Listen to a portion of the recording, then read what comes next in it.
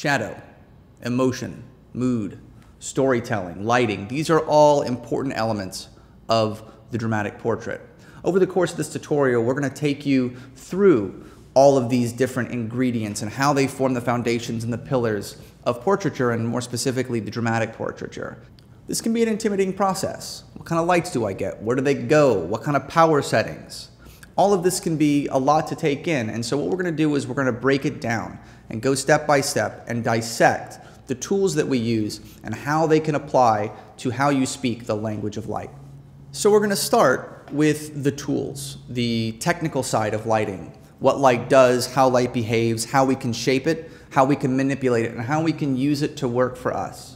And it's kind of meant to be a little bit of a review, but also just to make sure that everyone works on the same page and we're all kind of talking the same words in the same language. Then from there, we're going to work through 3 different shoots, and we're going to use the techniques that we cover in technical lighting, and we're going to continually build on them to create more complicated sets.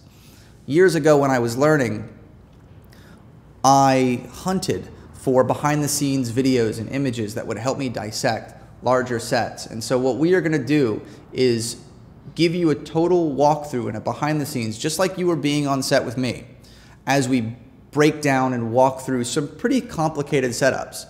All of the techniques are rooted very firmly in the fundamentals that we're going to cover, but you're going to see as we build on those techniques and we compound the fundamentals to create these very dynamic, very unique, much more complex sets. And we're going to start with something relatively simple, a single light setup from a big source. And then we're going to develop it and add to it and really create much more unique and detailed and complex setups as we move through the process. And you'll see me working through this whole process and figuring out problems and encountering obstacles and how I would address them and how I work around them.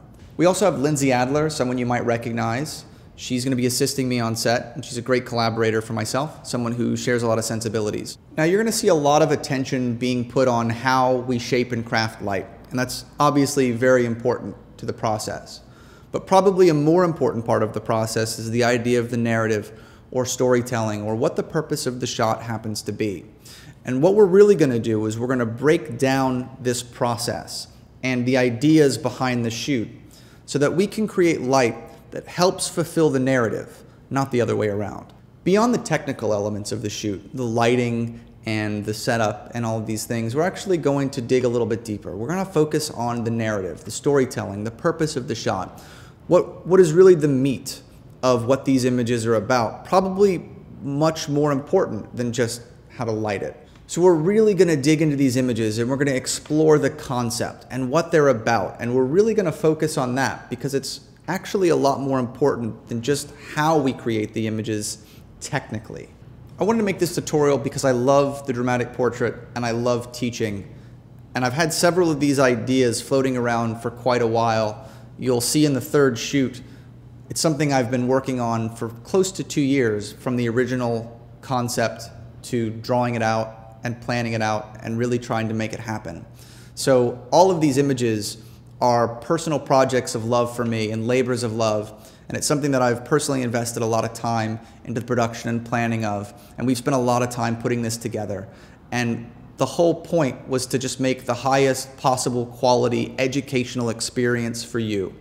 Even though it may seem like we're working on a big set, you can still take all of these tools and you can just shrink it down, and it can work in a variety of ways, and vice versa.